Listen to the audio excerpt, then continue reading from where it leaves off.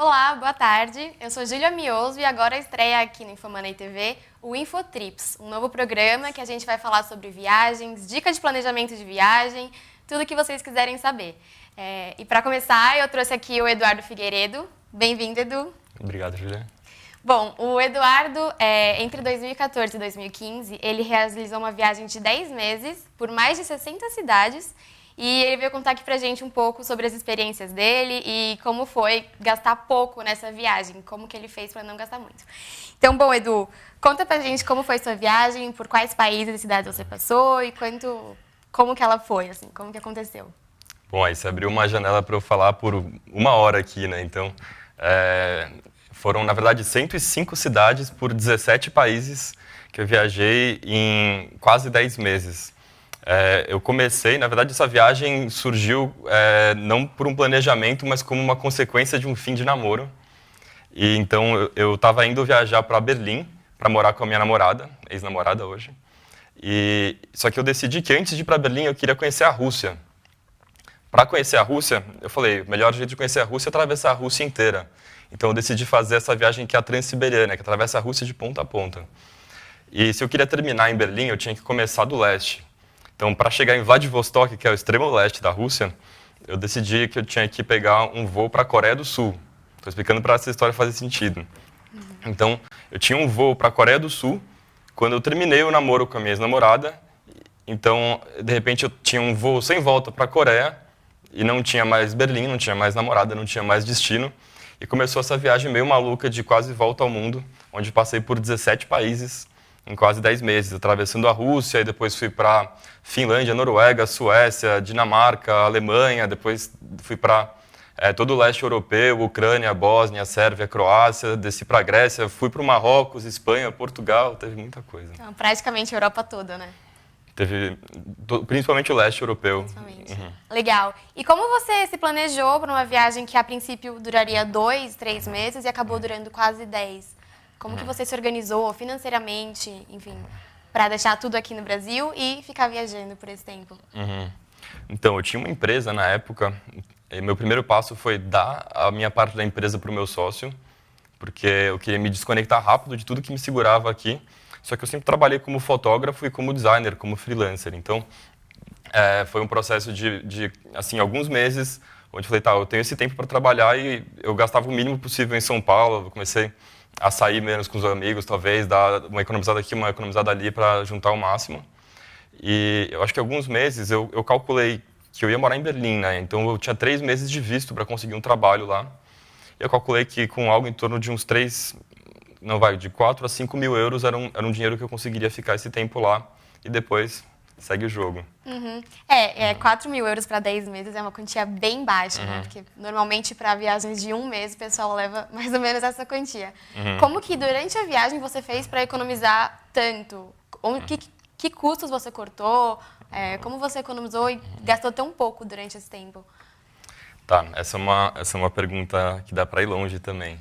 Então, pode falar. Mas, assim, eu viajei os primeiros 5.000 quilômetros de Rússia, atravessando a Transiberiana, eu estava indo de trem. E ficando em Couchsurfing. O Couchsurfing é uma plataforma de troca de hospitalidade, né? Onde você não gasta dinheiro e as pessoas abrem as portas por troca de experiência. Então, eu já não gastava dinheiro com hospitalidade.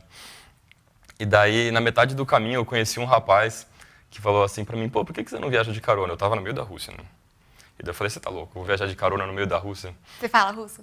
Então, até então não. Então é uma dificuldade a mais, né? E daí eu falei, eu não vou viajar de carona se eu não falo russo. Aí daí eu fiquei pensando, se eu for esperar eu aprender russo para viajar de carona, eu não vou nunca. Então eu falei, quer saber, eu vou viajar de carona para aprender russo. E essa inversão de pensamento acabou me ajudando muito a entrar num tipo de viagem onde eu andava de carona, ia para a beira da estrada, levantava o braço e as pessoas uma hora param, e sempre tem alguém querendo ajudar. Então, eu só queria dizer que eu percebi, até quando a gente fala de dinheiro, de gastar pouco, tem uma relação muito interessante, onde quando a gente gasta dinheiro, a gente está fazendo uma troca de valor, né? O valor do dinheiro. E eu comecei a reconhecer o meu valor. E quando você percebe que você tem um valor e que você pode trocar o seu valor com outra pessoa, você faz uma troca que você não desvaloriza, porque o seu valor ele não é desvalorizável, né? Quanto mais experiência você acumula, você só ganha valor. E cada vez que eu contava a minha história para alguém, as pessoas de alguma forma queriam participar, assim. Então tinha, gente querendo me dar carona, tinha gente querendo me oferecer um prato de comida. Fui hospedado na casa de inúmeras pessoas que é meio que uma coisa, vai lá, se joga, interage, conversa, comunica e conta a tua história.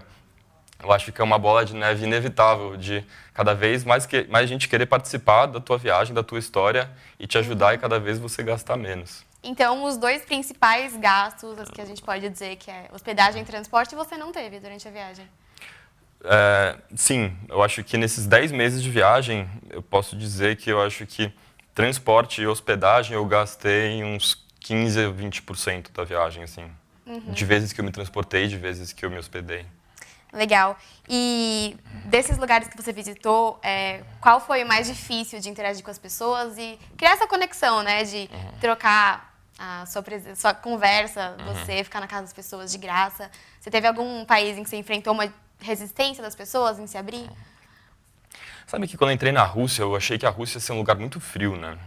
A gente tem uma imagem da Rússia que a gente imagina que o povo russo é de tal e tal maneira. E quando eu entrei na Rússia, eu comecei a ver tanta gente querendo me hospedar, me dar carona e me ajudar, que daí eu percebi também que é muito como uma forma que você se comporta, de como você se porta perante a situação. Se você está aberto, a comunicação flui. Às vezes você não se entende através das palavras, mas você se entende através do gesto. E se você demonstra que você é inofensivo, vamos dizer assim, e está mais querendo saber, querendo aprender e querendo conhecer a cultura e aquela pessoa, acho que poucas barreiras de comunicação eu encontrei no caminho. Sim, legal. E falando um pouco de roteiro, como você decidiu para quais países você ia a partir, por exemplo, quando sua viagem você viu que ela ia levar mais tempo? De 2, 3 meses virou um tempo determinado viajando. Como você decidiu para onde você ia? Qual é o seu próximo destino? Assim? Qual foi o critério? Eu acho que o processo de decisão ele vem muito de sonhos do passado, assim. Quando eu entendi que eu não tinha mais um destino e uma data certa para chegar em Berlim, por exemplo, eu ia atravessar a Rússia em 20 dias, então foram 2 meses e meio de Rússia. Então eu falei, quer saber, se o meu sonho agora é conhecer a Rússia, eu vou fazer isso direito. E daí veio na sequência, quando eu terminei de atravessar a Rússia, eu falei, qual é o meu outro sonho? O que mais que eu quero realizar, já que eu estou no mundo, eu tenho um tempo, eu tenho dinheiro e eu posso realizar esses sonhos. Eu queria ver a Aurora Boreal. Eu falei, quer saber? Então, em vez de descer sentido Berlim, agora eu vou pegar e vou subir a Finlândia e vou atrás de Aurora. E fiquei quase 15 dias subindo a Finlândia, vi a Aurora na Finlândia, cruzei para a Noruega, vi de novo. Então, quando eu estava subindo a Finlândia, daí eu conversei com uma pessoa que me contou que na Noruega tinha tal lugar. Lá eu conheci uma pessoa que me contou que em tal lugar tinha tal lugar. Então, quando você me pergunta como que eu planejei, se você tem muito plano numa viagem sei lá, pelo menos alguns meses, vamos dizer assim, uma viagem mais longa, os planos eles acabam criando algumas barreiras para as possibilidades que o caminho vai te apresentar.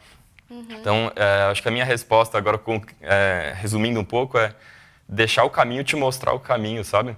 Sim. Eu acho que o próprio caminho me ajudou a mostrar quais são as possibilidades que o caminho viria a me apresentar. Legal, foi meio sem destino, assim, né? Resumindo bem. Legal. Você tem um Instagram onde você compartilha essas fotos, não tem? Tenho um Instagram que eu comecei quase depois de um ano que eu voltei de viagem. Eu comecei a compartilhar de forma meio aleatória, assim, não muito cronológica, que chama @EduardoViajou. Pode colocar na tela o Instagram do Eduardo, por favor. Legal, Edu. E falando assim, para quem vai viajar com um tempo limitado, existe uma necessidade de planejar maior, né? Então, por exemplo, em viagens para a Europa, é comum que a gente queira conhecer mais cidades e mais países porque eles são muito próximos. Você recomenda ficar pouco tempo em pequenas cidades ou fazer uma viagem de uma cidade só por um tempo maior? Essa experiência, como você acha que ela é? Eu acho que aí você tem que olhar muito para você e ver o que você quer extrair desse lugar, o que você quer pegar. Porque se você tem uma curiosidade real pela cultura local, você ficar 2, 3 dias e sair, você não vai conseguir conhecer com profundidade. Mas se ao mesmo tempo o seu impulso é explorar, às vezes 2, 3 dias já é muito para um lugar assim, sabe? Quando você fala, putz, eu quero conhecer isso daqui, mas eu quero saber, eu quero ver como é que é o resto e como que esse lugar se relaciona perto dos outros países em volta. Então, você passa, observa e são duas relações bem diferentes. Às vezes você pode ficar um ano no lugar para começar a entender como que aquele lugar funciona também. Então, acho que vai muito de como que você quer ter essa experiência com relação aos lugares. Entendi. Essa foto que está na nossa tela, de onde que é? Essa daí? Essa daí, por acaso, é uma foto de um acampamento aqui em São Bento do Sapucaí. Essa daqui foi... Aliás, essa foto é super legal, porque essa foi o primeiro dia que eu estava pegando carona com um caminhoneiro russo. Jura? Então aí a gente estava viajando mais ou menos uns 900 quilômetros, e a gente parou para fazer café, e a gente não falava a mesma língua, mas a gente estava super se entendendo. Aí é o Lago Baikal, bem no meio da Rússia. Aí também no mesmo lago. Legal. Essa daí foi uma experiência bem interessante, que eu fiquei imerso ali com uma família que eu estava a quilômetros de distância de qualquer pessoa que falava inglês. E ao mesmo tempo, acho que foi talvez uma das experiências mais profundas de conhecer uma cultura local. Aí a gente está passando pela Hungria, e eu gosto muito é interessante quando você vai para um lugar você conhecer um mercado local, porque esses mercados, tipo o mercado municipal aqui, ele abre a janela para você entender muito do que é a cultura, de como as pessoas comem, de como que as pessoas compram. Então acho que quando você vê minhas fotos, sempre vai ter uma foto de mercado, assim. Legal. E agora, por exemplo, desses lugares que você falou, você disse que tem que ver o que a gente quer, né, em cada destino. Então, conhecer bem a cultura. Teve algum país que você visitou nessa viagem que você sentiu essa necessidade de, putz, é muita coisa, eu preciso ficar aqui mais tempo? Teve. Eu estava já há quase 7 meses viajando pingado, assim, né, 3, 4, 5 dias no lugar, no máximo. E quando eu cheguei no Marrocos, eu voei da Grécia para o Marrocos. Eu estava quase indo tudo por terra, mas o Marrocos surgiu como um lugar que eu senti que eu precisava conhecer. Eu comecei a ter contato com o Islã no meio da Rússia. A Rússia tem muito muçulmano, é curioso até depois pesquisar sobre isso.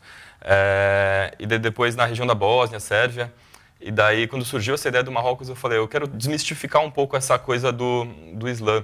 Essa foto aqui é lá no Marrocos, né? Essa foto é no Marrocos, exatamente. Legal. Essa daí é aquela mesquita de Casablanca. E quando eu cheguei lá, eu falei, putz, eu não quero mais ficar nessa mesma dinâmica de chega, conhece um pouco. E daí eu tenho uma plataforma que chama Workaway. É um site onde você faz um cadastro e você encontra possibilidades de trabalho em troca de hospedagem e alimentação. Então lá no Marrocos eu consegui uma casa de um casal de belgas que tinha uma casa de verão onde eles ficavam durante o inverno e eles preparavam a casa para alugar no verão. Então, eles estavam precisando de alguém para ajudar quase como um caseiro a cuidar da piscina, a cuidar do jardim. A gente fez desde impermeabilização do telhado, que você pode até imaginar de cuidado de casa. Então, eu trabalhava durante o dia, tinha casa, tinha alimentação e uma base para explorar o Marrocos. Chegava no final de semana, eu viajava para um lugar, viajava para o outro, fiquei quase um mês trabalhando nessa casa. Então, acho que foi tanto uma experiência de não gastar, que tipo, a relação de ganhar dinheiro viajando ou não gastar é quase a mesma. Você está conhecendo com dinheiro, com valor, troca de valor, né? Sim. E desde que você voltou, que foi em maio de 2015, Isso. certo? Você realizou alguma outra viagem? Algumas. Na verdade, surgiu uma outra vontade de ter uma experiência de viajar velejando. E eu quase me enfiei com um amigo que ia velejar. Ele está quase dando uma volta ao mundo agora no veleiro dele. E a gente ia fazer um trecho de Fernando de Noronha para o Caribe. Algumas coisas aconteceram imprevistas, vamos dizer assim, e eu fiz essa pernada de vela de Noronha para Fortaleza, mas que foi super interessante de conhecer essa sensação de estar em alto mar velejando. E daí eu realizei um sonho que era viajar de bicicleta, isso em abril do ano passado. Eu e meu irmão, a gente fez uma viagem que a gente pedalou toda a costa do Uruguai. Toda não, saindo de Montevidéu até o Chuí. E aí despertou uma coisa que agora é difícil de voltar atrás, e agora eu só consigo pensar em viajar de bicicleta. Distância não dá para ir para a Europa, por exemplo, de bicicleta, né? Mas sabe que viajando tanto na Europa quanto até na Rússia, eu conheci alguns cicloturistas, eu conheci um rapaz na Bósnia que saiu da França e estava indo para o Japão. Então, quando você começa a ver que tipo de possibilidades que existem de viagem, e a gente começa a romper muito alguns paradigmas de falar, tá, isso é impossível, pô, não, eu não tenho condição de fazer isso. Era um cara magrinho igual eu, assim. Então, nessa virada de ano agora, eu fui com o meu irmão de novo pedalando até Paraty, de São Paulo a Paraty. E daí depois a gente foi pro Rio de Janeiro, depois eu fui subindo do Rio até Ouro Preto, depois Belo Horizonte. E agora, em outubro, a gente está indo para a Bahia, pedalar pela costa da Bahia. Quanto tempo de viagem? Essa agora vão ser umas 2, 3 semanas. 2, 3 semanas. Legal. E, bom, para quem está planejando uma viagem agora, por exemplo, vamos considerar o período de férias aqui do Brasil, né, de 30 dias, quais dicas você daria, tanto de planejamento de roteiro, de destino, de financeiro? O que você indicaria para essas pessoas? Mais específico no Brasil? No Brasil, no exterior, pode ser... Vamos deixar isso aberto, o destino, assim. Eu acho que talvez a minha dica de viagem é muito específica, mas eu quero compartilhar essa dica porque ela é de como eu me relacionei com a viagem. Quando você viaja em grupos grandes ou em muitas pessoas, você acaba fazendo muito percursos e vontades do grupo. Por isso que eu quero dar uma dica específica de se você se permitir viajar sozinho, eu sei que pode parecer meio solitário, mas a primeira vez que eu me percebi viajando sozinho, eu me vi tão distante do julgamento e das expectativas de todo mundo que eu conheço, e eu percebi a força de viajar sozinho, do quanto você pode observar as suas escolhas e viajar fazendo as escolhas de forma muito autêntica com quem você é, porque quando você está sozinho, é só você e as suas escolhas, sabe? Então eu acho que, só para talvez romper um pouco com a expectativa das pessoas, experimenta viajar sozinho. Tem muita coisa boa em viajar sozinho. Legal. Tem algum... Assim, eu viajei sozinha já também, é muito bom. Tem algum perrengue que você passou, assim, nessa viagem longa, sozinho? Inúmeros. Inúmeros. Inúmeros, mas não perrengue de, tipo... Sei lá, não fui assaltado, não fui roubado, assim, mas... Quando você vai para a beira da estrada para pegar uma carona, você está de frente com um incerto o tempo todo. Você sai da cidade sem saber como que você vai chegar na próxima. Então, acontece muita coisa boa, acontece muita coisa legal, mas às vezes, sei lá, eu estava saindo de uma cidade chamada Muonio, no norte da Finlândia, para cruzar a fronteira para a Noruega. E eu olhei no mapa e as estradas pareciam normais, mas quando eu fui ver, lá já era 3 da tarde, já estava escuro, já ficou a noite e a estrada estava congelada. E veio uma nevasca, eu estava quase morrendo congelado no meio da estrada. Mas, ao mesmo tempo, um grande perrengue, veio uma pessoa no meio do nada e por acaso, o cara que me deu carona, ele conhecia a pessoa que ia me hospedar na Noruega. Então, eu acho que grandes perrengues vêm com grandes histórias para contar também. Uma coincidência muito boa, né, nesse caso. Agora aqui no Brasil, você disse que vai viajar no mês que vem, né? Como que você está se ocupando aqui? Você está trabalhando? Você está fixo no Brasil, por enquanto? Ou você pretende viajar para fora de novo, fazer uma viagem louca de novo? Eu estou fixo no Brasil porque aqui estou, mas eu não estou com muitas amarras, não. Eu acho que são algumas escolhas que eu tenho feito ultimamente de talvez sacrificar um pouco de estabilidade em troca de liberdade. Então, nesse momento, eu estou buscando sempre trabalhos mais como freelancer e menos contratos de trabalho, menos contratos de aluguel, menos contratos de relacionamento e outras coisas que, de alguma forma, me segurem aqui um pouco para qualquer hora poder falar, depois de amanhã acho que eu vou ficar um mês fora. Entendi, legal. No seu Instagram a gente percebe que suas viagens elas tiveram uma essência muito forte assim de como realmente é viver no país, assim, de ficar na casa das pessoas, pegar carona com elas. As suas viagens elas têm esse padrão mesmo de querer de economizar e pegar carona, conhecer as pessoas, ficar na casa delas. Elas têm esse perfil baixo custo, assim, por assim dizermos, por você querer se aprofundar na vida das pessoas desse país, da cultura. Por exemplo, essa foto aqui, que está na tela. Sim, aí eu estava sendo hospedado por uma família na Rússia e eles me levaram para conhecer o Dacha, que é tipo o sítio da família que fica no exterior, e foi uma experiência talvez extremamente profunda de como que é uma vida de uma família siberiana de influências soviéticas ainda. Assim.